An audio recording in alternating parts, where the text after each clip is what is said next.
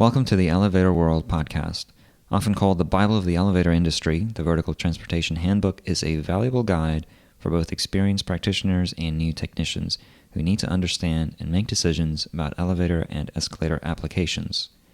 The book describes multiple aspects of elevatoring, including construction, traffic analysis, operation, maintenance, problem solving, and unique applications.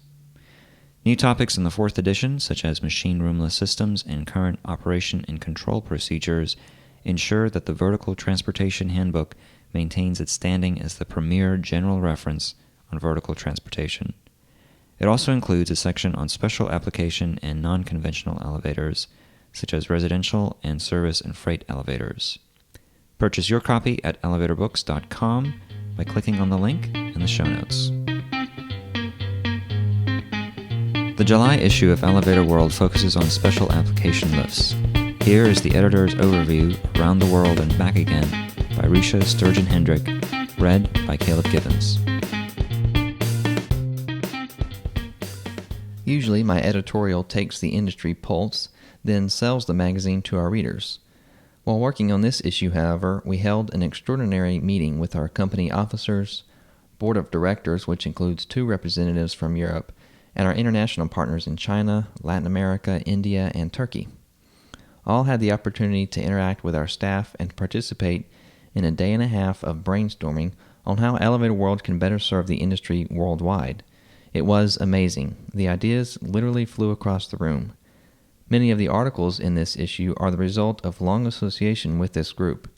Having them all in the same room with their U.S. counterparts was quite an experience. See our last glance for more. Our focus this month is on special application lifts.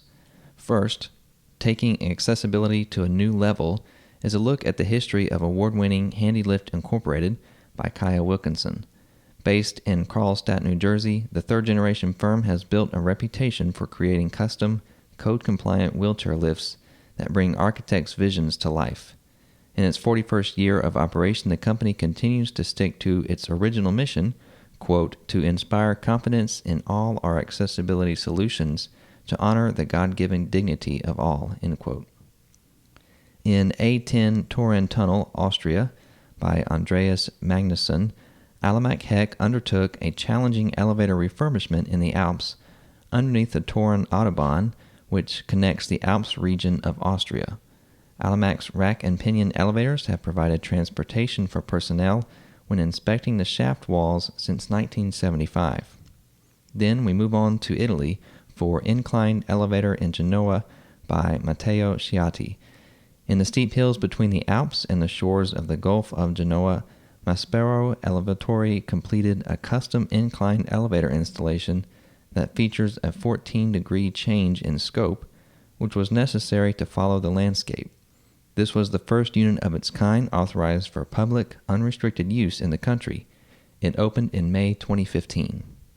Tall Buildings and the Sabbath Elevator is written by David Pilzer, Director of the Division of Planning and Building Guidelines and Regulations in the Planning Administration of the Israel Ministry of the Interior.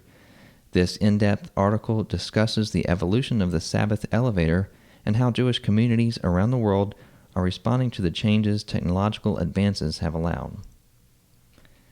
In Evolving the LULA Elevator by Ralph M. Newman, we present an article from Columbia Elevator Products Company Incorporated detailing the history of limited use, limited application, or LULA elevators at a time when their use is growing in both the commercial and residential sectors. Columbia announces their own new product, Premium, a next-generation LULA product for the residential environment.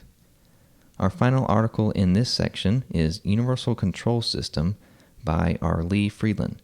Inclinator Company of America's UC601 Universal Control System, a money-saving inclusive system, is detailed in this product spotlight.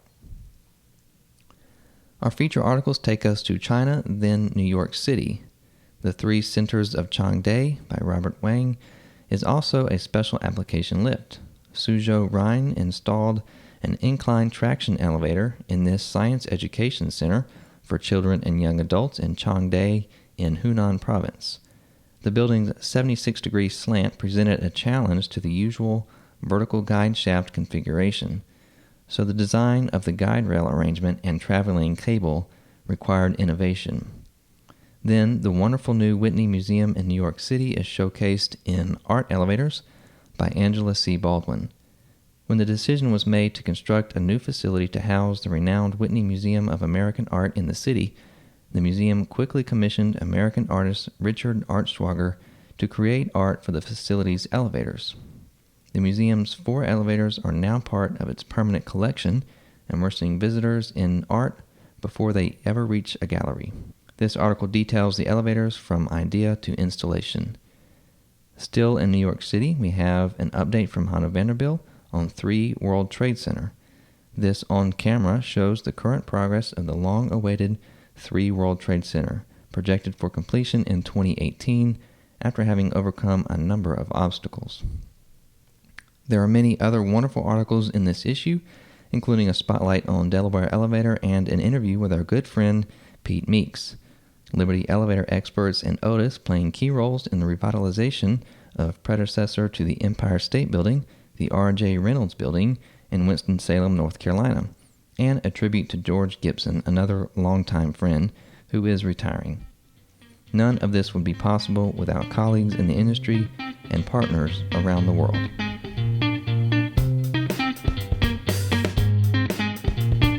That was Caleb Givens reading the editor's overview, Around the World and Back Again. For more industry-related information, visit us at elevatorworld.com and follow us on Twitter at elevatorworld.